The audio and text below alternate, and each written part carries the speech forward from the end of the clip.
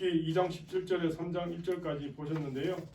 복이 있는 인생으로 살아가려면 이런 제목입니다. 제가 한번 따라하시죠. 복이 있는 인생으로 살아가려면 복이 있는 인생으로 살아가려면 한 번 다시죠. 복이 있는 인생으로 살아가려면 복이 있는 인생으로 살아가려면 우리 한국 사람만큼 진짜 복 좋아하는 사람 다른 어떤 민족보다 없는 것 같습니다. 그래서 뭐 숟가락부터 시작해서 새길 수 있는 데는 다 복자를 새겨서 얼마나 복을 좋아하면 복권까지 나타났겠어요. 그죠? 그래서 진짜 복 받기를 좋아하는 복이라 그러면 그냥 다 받아야 되는 그런 정말 타의 추종을 불허하는 그런 민족성이 우리 안에 있습니다. 그런데 사실 이 복은 하나님부터 시작하는 거고 복의 근원 하나님이십니다. 그래서 저는 찬송가 1장 진짜 좋아하거든요. 만복의 근원 하나님 딱 그렇게 고백하잖아요. 근데 오늘 본문에도 보시면 복에 대해서 지금 나오고 있거든요. 그래서 오늘 제 말씀 제목을 복이 있는 인생으로 살아가려면 이렇게 잡았습니다. 그래서 오늘 예배드리는 여러분 모두가 앞으로 남은 인생 복이 있는 인생으로 살아가시기를 먼저 축복하고 시작하겠습니다. 한번 제가 이렇게 축복합니다. 여러분 남은 인생 복이 있는 인생으로 사시기를 예수 그리스도 이름으로 축복합니다. 진짜 다른 어떤 것보다 복이 있는 인생.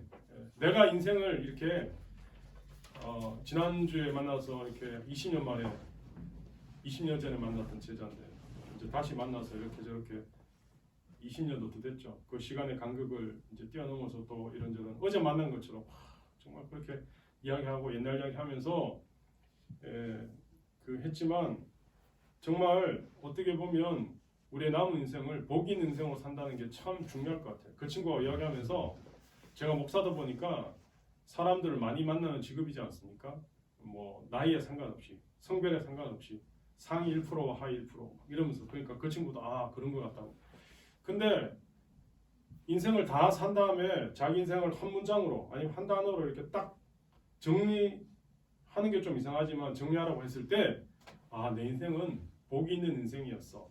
그게 참 그 아름다운 말일 것 같아요. 그래서 오늘 본문에 있는 나오미처럼 또 룻처럼 복이 있는 인생 되셨으면 좋겠습니다. 작자 미상의 만남이라는 시가 있는데요. 제가 읽어보겠습니다. 만남, 저자 미상. 가장 잘못된 만남은 생선과 같은 만남이다. 만날수록 비린내가 묻어오니까. 가장 조심해야 할 만남은 꽃송이 같은 만남이다. 피어 있을 때는 환호하다가 시들면 버리니까. 가장 비천한 만남은 건전지와 같은 만남이다. 힘이 있을 때는 간수하고 힘이 다 닳았을 때는 던져버리니까. 가장 시간이 아까운 만남은 지우개 같은 만남이다. 금방의 만남이 순식간에 지워져 버리니까. 가장 아름다운 만남은 손수건과 같은 만남이다. 힘이 들 때는 땀을 닦아주고 슬플 때는 눈물을 닦아주니까. 그러니까 수준은 뭐 거의 높은 수준은 아닌데 그 만남이란 이 주제를 가지고 쓴 시인데요. 제가 써도 이렇게 이야기하는 건 오늘 여러분은 지금 어떤 만남을 갖고 계시는지 한번 질문으로 시작하려고 합니다. 누군가 얘기했던 것처럼 우리의 삶은 만남의 연속입니다. 그죠? 만남이 계속 이어져서 한 인생이 이어지는 거 아닙니까? 근데 오늘날도 많은 사람들이 잘못된 만남의 후유증 또 잘못된 만남 때문에 고통받고 있는 사람들이 참 많은 것 같습니다. 우리도 지난 날을 돌아볼 때 내 기억 속에 그때 그런 만남이 없었다면 하는 아마 그런 기억하고 싶지 않은 만남들이 있을 수도 있습니다. 하지만 오늘 우리가 이 땅을 살면서 간절히 계속해서 찾고 지속해야 될 부작용이 없는 전혀 부작용이 없는 만남이 하나 있습니다. 그것은 바로 나를 가장 사랑하셔서 자신의 목숨까지 내어놓으신 예수 그리스도와의 만남일 것입니다. 저는 오늘 여러분에게 도전합니다. 여러분에게 예수님과 만나신 경험이 있습니까? 여러분 예수님과의 만남이 없으시면 안 됩니다. 예수님과의 만남이 꼭 있으셔야 됩니다. 만약 없으시다면 오늘 예배를 통해 그러한 경험이 있기를 저는 소망합니다. 축복합니다. 그러시려면 오늘 예수님을 만나기 위해서 마음의 문을 열어야 됩니다. 그리고 예수님 앞에 모든 것을 내려놓으셔야 됩니다. 계시록 3장 20절에 볼지어다 내가 문 밖에 서서 두드리는데 누구든지 내 음성을 듣고 마음의 문을 열면 내가 그에게로 들어가 그로 더불어 먹고 그는 나로 더불어 먹는다. 분명히 말씀하셨어요. 이 문은 손잡이가 바깥에 있는 게 아니고 안쪽에 있습니다. 우리의 마음의 문은 내가 열지 않으면 아무도 들어올 수 없습니다.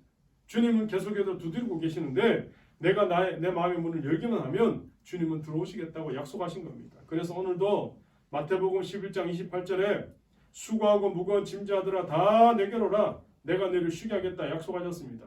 자, 이제 마음의 문을 열고 예수님을 나의 구주, 나의 주님으로 영접하고 고백하시면 주님이 약속하십니다. 내가 너를 떠나지 않겠다. 영원까지, 세상 끝날까지 항상 함께 하시겠다 약속하십니다. 그리고 이 사실을 믿는 것이 바로 우리의 믿음인 것입니다. 우린 지금까지 구약 성경 룻기를 통해서 중단 없이 부어주신 하나님의 손길, 하나님의 은혜, 더 나아가서 하나님의 예비하심이 얼마나 치밀하신지 우리는 보아왔습니다. 더 나아가서 하나님의 사람들이 중단 없는 하나님의 은혜를 흘려보내기 위해서 어떻게 살아야 될까? 이야기됐지만 특별히 오늘 본문을 통해 걸리지 말아야 될 함정도 좀 이야기해 보려고 합니다. 특별히 이제 이번 주간이 고난주간이거든요. 그래서 특별히 고난주간을 앞두고 예배하는 우리들에게 정말 붙들어야 될 것은 십자가와 예수 그리스도밖에 없는데, 그럼 도대체 십자가 예수님을 붙들고 예수를 의지해서 승리하는 인생 살려면 어떻게 해야 될까? 그러한 삶을 살게 하는 몇 가지 조건을 제가 제시해 보려고 합니다. 첫 번째는 우리 인생의 역전성은 좋은 만남을 통해서 온다는 거죠. 결국 루스의 인생이 역전된 것은 보아스라는 좋은 만남이 있었기 때문입니다. 예전에 저희 가족들이 가정예배 드릴 때 제가 하도 시편만 읽으니까 아빠 좀 다른 거 하면 안 되냐고. 그래서 그러면 시편 옆에 있는 잠언하자. 그래서 이제 잠언을 했거든요. 근데 잠언이 정말 지혜서잖아요. 지혜서. 제가 다른 어떤 말씀보다 지금 기억나는 게 오늘 본문을 생각하면서 잠언 11장 30절에 의인의 열매는 생명나무라 지혜로운 자는 사람을 낳는다 이렇게 있어요. 그러니까 잠언서에서 사람이 살면서 가져야 될 가장 중요한 지혜 중에 하나가 뭐냐면 사람을 낳는 거예요. 사람을. 그래서 여러분 결국 우리 인생은 살면서 남는 게 뭐냐? 사람이라는 거죠. 그래서 저는 제가 만나는 사람들에게 강조한 한 가지가 있는데요. 우리가 남길 것은 업적이나 돈이 아니고 사람이라는 거예요. 사람. 일 중심에 목표 중심에 그런 인생의 가치관을 살다가 관계가 다 깨져버리면 나중에 뭐 일은 좀 잘 되고 목표는 성취했을지 몰라도 내 옆에 아무도 없어요. 그럼요. 결국 그 인생은 외로운 인생, 고독한 인생, 그 다음에 아무것도 잃었을 동력도 없어진 인생 되는 거예요. 특별히 사복음서에 우리의 사역의 모델이신 비랄크 지저스, 예수님께서는 사역을 마무리하실 때까지 어디에 집중하셨나? 그럼 우리의 롤모델이니까. 예수님은요. 끝까지 어디 집중하셨나? 사람입니다. 사람. 예수님은 병자 하나 더 고치는 거, 아니면 기적 일으키는 거, 아니면 엄청난 능력에 강하신 거, 그게 관심이 아니었어요. 예수님은 끝까지 사람이셨거든요. 근데 심지어 자기를 배반할 줄 아는 가룟 유다한테도 계속, 우리 이번 주 마태복음 큐티하지만 계속 이야기하잖아요. 나와 함께 떡 먹는 그릇에 손을 같이 넣는 자가 나를 팔자. 야, 근데 그 예수님과 똑같이 그 항아리에 손을 집어 넣으면서 내니까 주님 이렇게 묻는다는 것도 얼마나 뻔뻔해요, 그죠? 가룟 유다. 저는 그런 거 볼 때마다 상상력이 막 발동하니까. 근데 예수님께서는 끝까지 회개할 길을 주시잖아요. 요한복음 13장 1절에 6월절 전에 예수께서 자기가 세상을 떠나 아버지께로 돌아갈 때가 이런 줄 아시고 세상에 있는 자기 사람들을 사랑하시되 끝까지 사랑하신다. 저는 여기서 끝까지라는 단어가 진짜 마음에 와닿는데 예수님은요 끝까지 사랑하셨다는 거예요. 그래서 우리가 살면서 누구를 만나느냐가 우리 인생을 결정합니다. 그래서 저는 특별히 자녀를 두신 부모님들 만나면 꼭 빼놓지 않고 강조한 이야기 있습니다. 자녀들에서 기도할 때 다른 어떤 게보다 만남을 위한 기도를 꼭 하셔야 됩니다. 만남. 그래서 좋은 친구들 만나게 해주세요. 좋은 선생님 만나게 해주세요. 좋은 영적 지도자 만나게 해주세요. 더 나아가서 좋은 믿음의 배우자 만나게 해주세요. 그렇게 꼭 기도해야 된다고. 근데요, 저도 저희 집사람하고도 뭐 저녁마다 아침마다 기도할 때마다 우리 아이들도 그렇게 기도하지만 어느 순간인가 너무 좀 이기적인 기도 아니야? 우리 아이들만 그런 만남 가지도록 기도하는 거 이기적인 거 아니야? 라고 생각하고는 살짝 그 기도가 이렇게 바뀌었어요. 우리 아이들이 그런 만남 가지기를 원하는 건 당연하지만 더 나아가서 우리 아이들이 그런 만남을 만들어가는 좋은 하나님의 축복의 통로로 서 있기를 원합니다. 그렇게 기도가 바뀌더라고요. 사랑하는 여러분, 좋은 만남을 위해서 기도하시기를 축복합니다. 결국 오늘 우리의 인생은 누구를 만나느냐로 우리 인생이 결정되기 때문에 그렇습니다. 우리가 어느 나라에 태어나느냐 조국을 결정하잖아요. 우리가 어떤 부모를 만나느냐가 나의 출생을 결정합니다. 내가 어떤 배우자를 만나느냐가 나의 가정을 결정합니다. 결국 우리의 인생은 만남의 연속이라는 거죠. 어떤 심리학자가 어린 시절에 겪은 불행이 한 사람 인생에 어떤 영향을 미쳤는지를 연구해 보았습니다. 그래서 정말 어렵고 열악한 환경에서 자란 아이들 210명을 대상으로 장시간에 걸쳐서 연구를 해봤거든요. 참 가슴 아픈 결과가 나왔습니다. 예상했던 대로 그런 환경에서 배려받지 못하고 자란 상당수의 아이들이 학습장애나 사회 부적응 그리고 그것들로 인해서 어려운 삶을 살았다는 거죠. 근데 놀랍게도 그 중에 무려 72명의 학생들이 절망에 빠지지 않고 꿈을 갖고 자랐다. 심지어 오히려 배려받고 사랑받고 넉넉하게 자란 아이들이 훨씬 뛰어넘는 아름다운 삶을 살았다는 결과가 나옵니다. 심리학자가 도대체 이 원인이 뭐야? 그래서 72명의 아이들에게 어떤 일이 있었는지 심층 인터뷰를 해봤거든요. 그런데 그들의 공통점이 딱 하나씩 있다는 거예요. 그 공통점 하나가 뭐냐? 자신의 입장을 이해해주고 받아주었던, 살면서 자기 인생에 걸쳐서 자기를 이해하고 받아주었던 최소의 한 명의 만남이 있었다.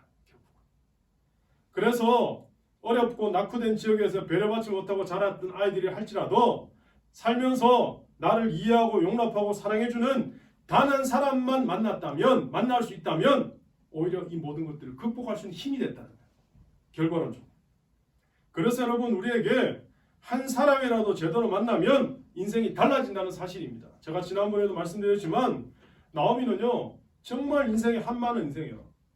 제가 어제도 그 얘기했는데 한많은 인생, 그럼 전 돌아가신 우리 할머니가 항상 생각납니다. 왜냐하면 맨날 그런 엄청난 설교 시간에 이런 단어서 죄송하지만 그런 속으로 어릴 때는 완전 저런 뻥이 어딨냐, 눈물 모아 한강을 만드는데 어떻게 눈물 모아 한강을 만드나, 우리 할머니 막 그런 이야기. 근데 내 한을 다 긁어 모으면 책을 써서 이 방에 가득가득 두 가득 채운대. 근데 진짜 들어보면 그런 엄청난 어려움, 일제시대 6.25를 거쳐서 그런 고난의 이야기들 막 하시는 거죠. 그러니까 한이 얼마나 많겠어요. 근데 나오미가 마찬가지예요. 인생에 한이 너무 많아요. 어떻게 보면 제정신으로 살 수 없는 연이죠. 왜냐하면 모든 걸 다 잃어버렸거든요. 가진 재산도, 믿었던 남편도, 그나마 내 자신의 분신과도 같았던 두 아들도 한꺼번에. 그리고 마지막 남은 자기 자존심도 완전히 바닥에 내팽겨치어지는 그런 순간을 맞이한 거죠. 그 완전히 끝이잖아요, 사실은. 이보다 더 나쁠 수는 없다. 그런 거 아니에요? 근데 나오미가 그 상황 속에서 룻을 만난 거야. 룻을 만난 나오미, 결국 모든 걸 다 잃어버렸는데 룻 한 사람을 통해서 모든 것이 다 회복되고도 남는 인생이 됐다는 거죠. 그래서 너무 많은 사람 쫓아다닐 필요 없습니다. 이 사람 저 사람 다닌다고 되는 게 아니거든요. 다시 말씀드리지만 영적으로 깨워서 한 사람만 제대로 만나면 하나님이 우리 인생에 엄청난 복의 은혜, 더 나아가서 복의 통로로 사용될 줄 믿습니다. OECD 국가를 비교 평가하는 여러 가지 평가 지수들이 있는데요. 코로나 시기에 평가한 한 가지가 제 눈길을 사로잡았습니다.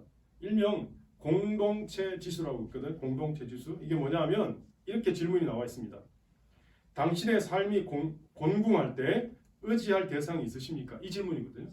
당신의 삶이 어려웠을 때 가서 의탁할, 위로받을 사람이 있습니까? 이런 거거든요. 그런데 OECD 국가들 평균이 89%예요. OECD 국가들. 그런데 안타깝게도 우리나라는 OECD 국가 중에 꼴찌예요. 우리 나쁜 건 항상 그러더라고 보면. 근데 OECD 평균 국가들 평균이 89%인데 우리 한국은 몇 프로인지 아세요? 78%예요. 그 말은 다시 말해서 내가 정말 삶이 힘들고 지쳐서 그냥 마지막까지 갔을 때 만날 수 있는 사람이 10명 중에 2명이나 3명은 없다는 거예요. 오늘 지금 이 한국 땅에. 그러니까 어떻게 되겠어요? 사람들이 제정신을 갖고 살겠어요? 그래서 제가 예전에 청년들한테 만날 때마다 선포했거든요. 자매들은 다 보아스 같은 남편 만나기를 축복합니다. 금방 아멘하고. 형제들은 다 룻과 같은 현숙한 여인 얻게 되길 바랍니다. 금방 아멘하고. 그러지만 어느 날 어떤 신혼부부 또 결혼해서 잘 사시는 집사님들이 와서 그랬어요. 목사님, 청년들한테만 그렇게 말하면 우리는 그럼 이미 결혼해버렸는데 어떻게 합니까? 그러게 제가 바꿨어요. 어떻게 바꿨냐? 오늘 결혼하신 모든 형제님들은 다 보아스 같은 영적 기둥으로 서게 되기를 바랍니다. 그러면서 오늘 다 결혼하신 자매님들은 룻과 같은 현숙한 여인으로 하나님의 기업을 이어가는 축복의 통로들이 되시기를 바랍니다. 이렇게 잠깐 바꿨습니다. 근데 왜 아멘 안 하십니까? 네? 여러분 이미 결혼하신 분 이미 끝났다가 아니고 이제부터 시작이에요. 나는 하나님 앞으로 내 남은 인생을 보아스 같은 하나님의 엄청난 영적 기둥으로 세워질 수 믿습니다. 이게 중요한 거예요. 여러분, 다른 사람이 축복하잖아요. 그걸 내가 아멘으로 받으면 이게 내게 되는 거예요. 근데 그렇지 않으면 나랑 아무 상관이 없어요. 하나님, 나도 룻과 같이 내 남은 인생 현숙한 여인으로 하나님의 기업을 이어가는 축복의 통로 되겠습니다. 될 줄 믿습니다. 그렇게 되게 해주십시오. 그러면 그게 내게 되는 거예요. 여러분, 그런 축복이 있기를 간절히 소망합니다. 두 번째입니다. 영적 교만을 조심해야 됩니다.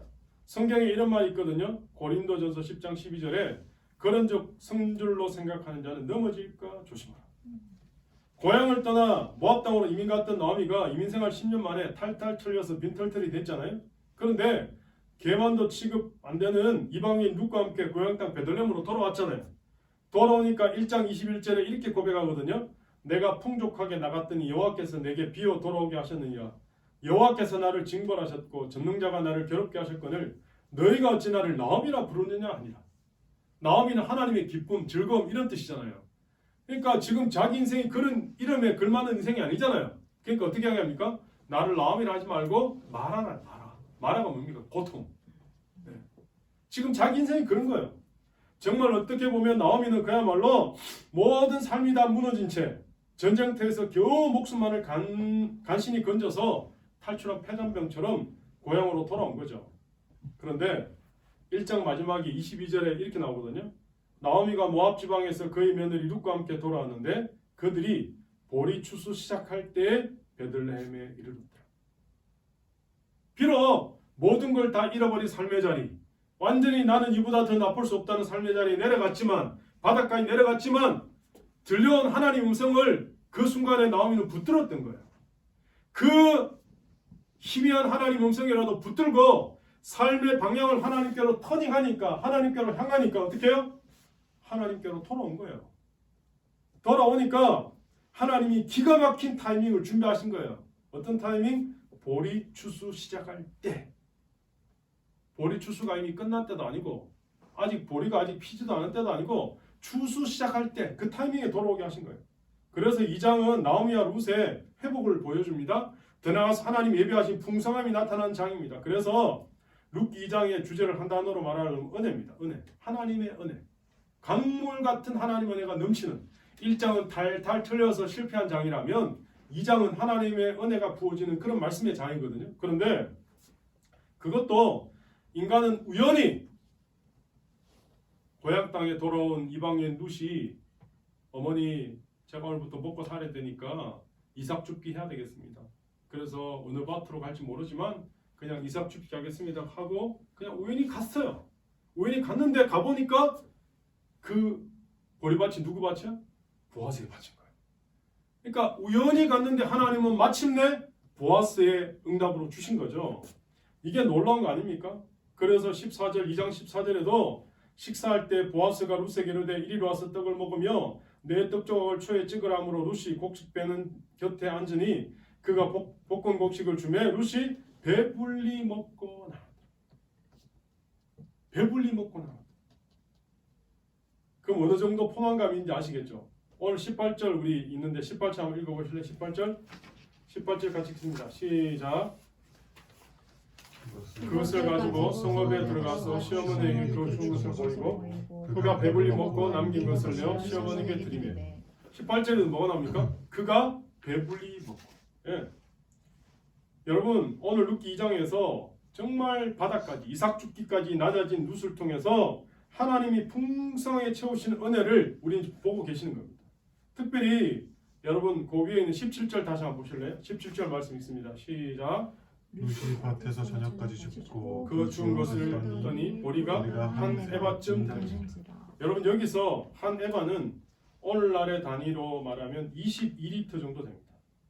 당시 저처럼 건장한 아니 저보다 더 건강해 보이는 우리 조지파님 같은 사람이 남성이 하루 열심히 일하잖아요. 그럼 하루 받는 품상이 뭐냐? 0.5리터였어요. 배급이. 그런데 아니 하루 열심히 일해서 받는 게 고작 0.5리터인데 아니 그 연약한 룻이 하루 종일 보리밭에서 주었는데 그게 얼마라고요? 22리터 하루 만에. 그럼 여러분 이 어마어마한 양이잖아요. 이 한 에바는 나오미랑 룻 두 여인이 몇 주 동안이나 배불리 먹을 수 있는 양이거든요. 그러니까 고향 땅으로 돌아왔으려 완전히 빈털터리였는데 하나님 은혜로 완전히 그냥 내 상상을 초월하는 풍족하게 채우는 그 경험하게 된 순간이거든요.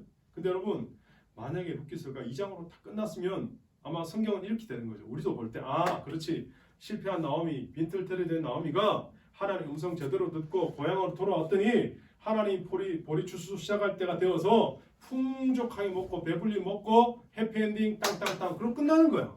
룻기는 2장까지 있었습니다. 여러분 3장에서 보아스를 어떻게 만났는지 그 만남을 통해서 하나님이 어떻게 예수 그리스도의 조상으로서의 기업을 있게 하시는지는 안 나오는 거야. 그래서 여러분 이게 중요한 겁니다. 2장 23절 여러분 보시겠습니다. 오늘 본문 2장 23절 그래서 같이 읽습니다. 시작.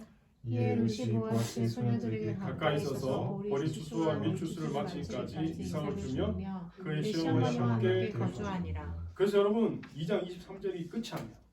끝이 아니야. 우리는 그 이후에 하나님 예비하신 보아스의 만남을 이제 보게 되는 거죠.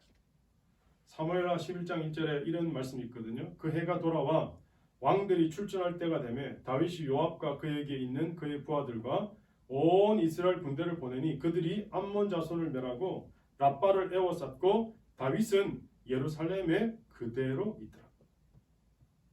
이게 지금 어떤 이야기인지 아십니까?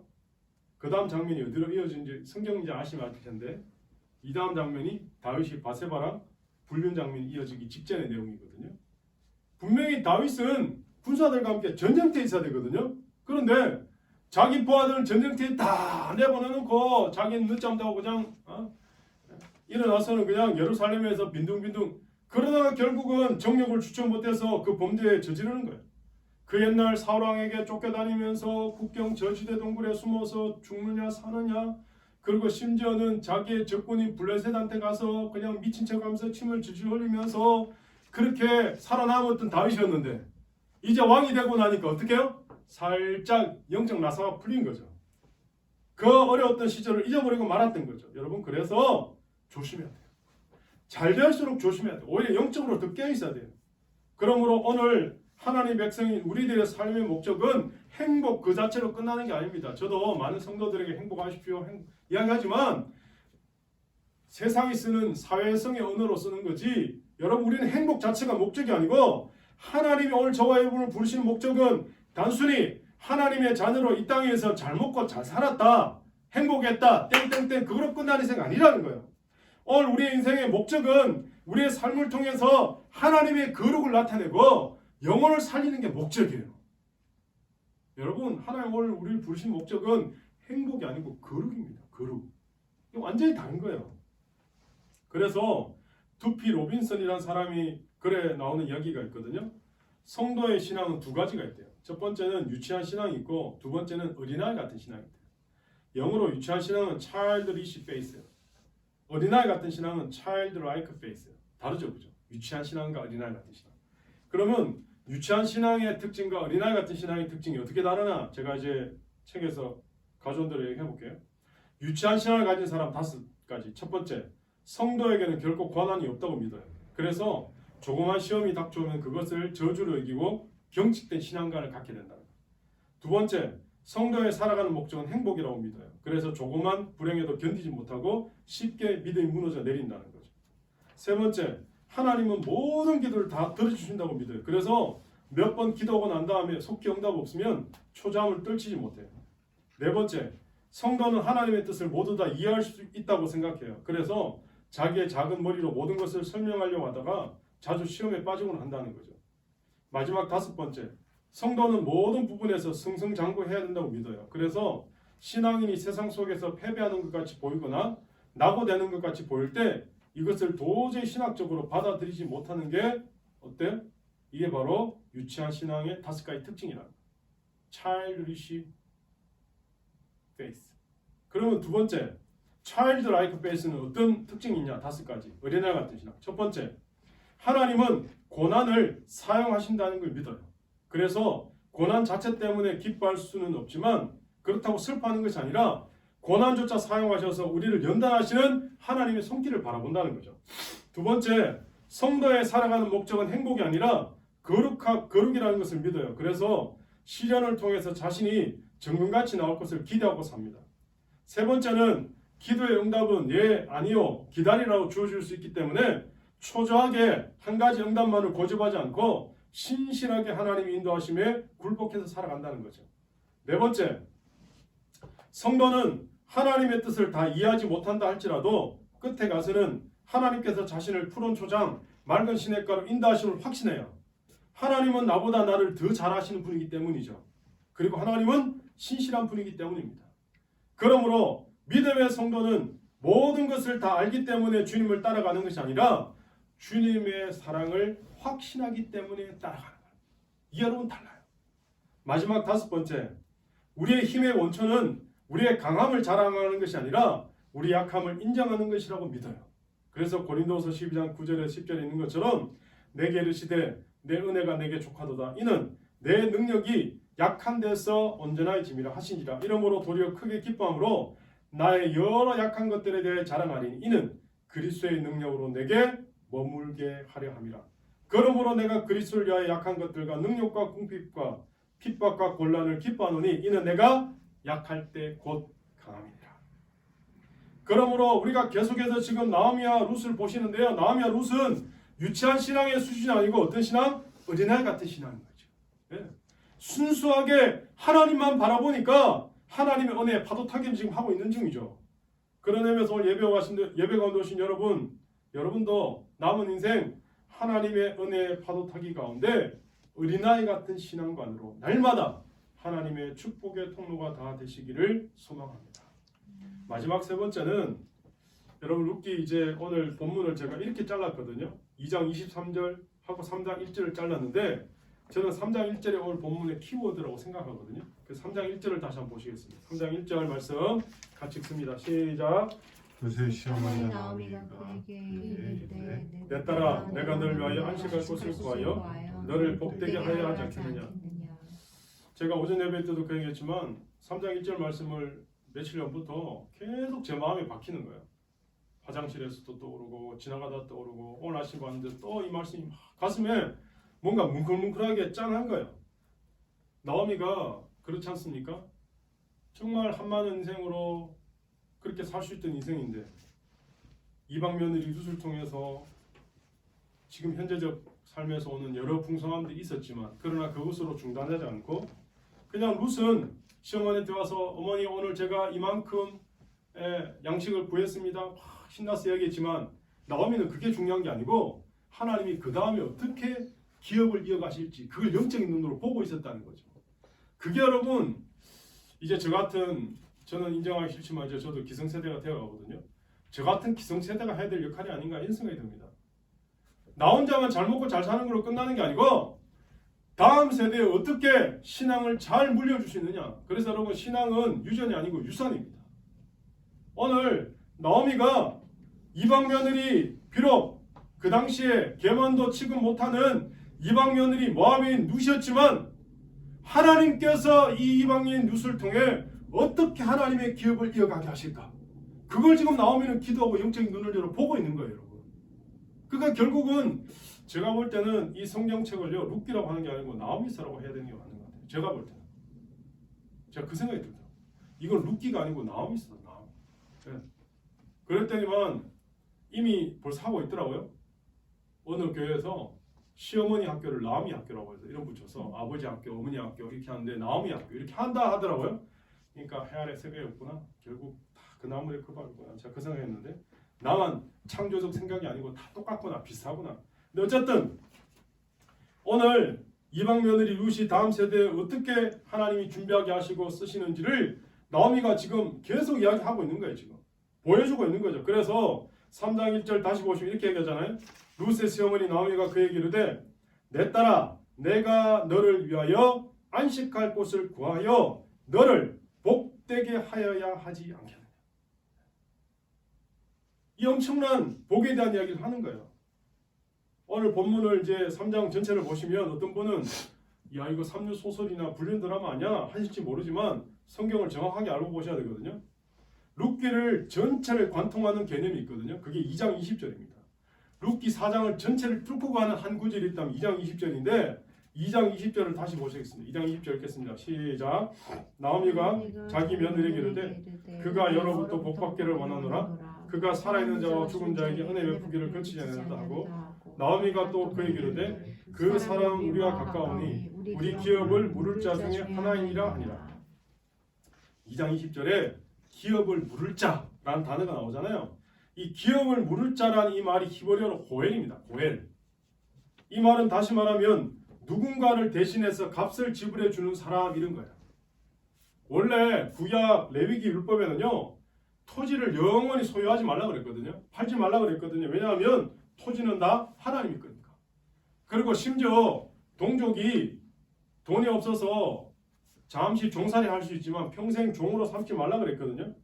그런데 하나님께서 그래서 그 친족 중에 가까운 친족이 내가 먹고 살 게 없어서 땅까지 팔아버렸어. 그러면 가장 가까운 친족이요. 그 땅을 다시 사서 회복시켜주는 제도가 있어요. 이게 고엘이에요. 만약에 내가 할 게 없어서 어느 집에 하인으로 종으로 들어갔잖아요. 볼모로. 아니 볼모가 아니고 종으로. 근데 내 가까운 친족이 대신 값을 지불해주고 나를 그 노예에서 풀어주는 거예요. 해방시켜주는 거예요. 여러분이 놀라운 제도 아닙니까? 이게 아마 오늘날 이게 좀 변형돼서 복지제도 같은 거 아닌가? 이런 생각이 들었어요. 어쨌든 나오미는 2장 본문에 있는 것처럼 현실 안주에서 끝나지 않았다는 거죠. 영적 안목을 가지고 고엘 제도를 생각하고 있었다는 거죠. 그래서 3장 1절에 너를 복되게 하여야 하지 않겠느냐. 예. 근데 여러분 이 말씀을 계속 보시면요. 묵상을 계속 하다 보면 이 고엘 제도가 바로 예수님을 예표하는 겁니다. 예수님을 예표하는 겁니다. 우리는 도저히 0.00001%도 구원받을 수 있는 자격과 조건이 없는데 나는 영원히 죄와 사망과 음부의 권세에 눌려서 멸망으로 갈 수밖에 없는 죄인이었는데 하늘 영광 보좌 부리신 예수님을 통해서 나를 대신해서 십자가에 못 박혀 대신 피값을 흘리신 거잖아요. 대신 피를 흘리신 거잖아요. 나 대신해서 대속해 주신 거잖아요. 이게 바로 우리의 고엘 제도를 완성시켜 주신 예수님이라는 거죠. 그 예수님 오늘 우리에게 말씀하시거든요. 고린도전서 6장 19절 20절에 너희 몸은 너희가 하나님께로부터 받은 바 너희 가운데 계신 성령의 전인 줄을 알지 못하느냐. 너희는 너희 자신의 것이 아니라 값으로 산 것이 되었으니 그런즉 너희 몸으로 하나님께 영광을 돌리라. 어떻게 보면 저와 여러분이 이방인 누처럼 하나님의 자녀가 될 수 없었던 죄인이었죠. 다시 말씀드리지만 하늘 영광 보좌를 버리시고 기꺼이 인간의 몸을 입으시고 이 땅에 오셔서 우리 죄를 대신해서 몸을 찢으시고 피를 흘리신 우리를 대속해 주신 예수님의 그 구속의 사랑 때문에 오늘 저와 여러분이 하나님의 자녀로 이 예배 자리에 앉아 있는 줄 믿습니다. 그러므로 오늘 저와 여러분이 다시 십자가의 복음 앞에 돌아와야 되는 겁니다. 그 십자가의 사랑을 깨닫고 우리의 남은 인생 동안 하나님 나라를 꿈꾸면서 전진해 나가야 될 것입니다. 근데 여러분 사탄이 가장 두려워하는 게 뭔지 아십니까? 사탄이 가장 두려워하는 건요. 예수 믿는 사람들이 영적으로 깨어나는 거예요. 사탄은요. 예수 믿는 그리스도인들이 세상 가운데 빛과 소금으로 살면서 거룩한 영향력을 발휘하는 걸 제일 싫어해요. 교회가 거룩한 영향력을 발휘하는 걸 제일 두려워해요. 그러니까 사탄은 오늘도 어떤 전략을 쓰냐? 니네끼리 그냥 예배 드려. 니네끼리 신앙생활 해. 멀리 가지 말고 여기서 그냥 니네끼리 예배 드리고 니네끼리 신앙생활 해. 그냥 편하고 행복하고 그냥 한평생 그냥 배부르게 그냥 잘 먹고 잘 살았더라. 그냥 그렇게 살아. 그게 사단의 속삭임이고 전략이죠. 근데 오늘 저와 여러분은 편한 것만 쫓아가고 행복한 것만 쫓아가는 사람이 아니라 하나님의 영광을 위해 살아야 될 십자가를 따라가야 될 하나님의 사람이라는 거예요. 예수님의 제자예요. 십자가 군병이에요. 그러므로 오늘 예배를 통해 우리 모두가 다시 우리에게 주어진 만남을 통해 하나님 목적을 이루어가는 축복의 통로, 다시 말해서 하나님의 하나님 되심을 흘려보내는 거룩한 하나님 백성들이 다 되어야 될 줄 믿습니다. 여러분 이게 하나님의 뜻입니다. 그것 때문에 우리를 오늘도 이렇게 부르신 거예요. 이 주일날 예배 가운데 우리를 왜 부르셨겠어요? 오늘 예배를 통해 다시 이 분명한 하나님의 뜻을 깨달으시고 우리의 남은 인생 동안 그 하나님의 뜻대로 복의 통로로 사시게 되기를 예수님 이름으로 축복합니다.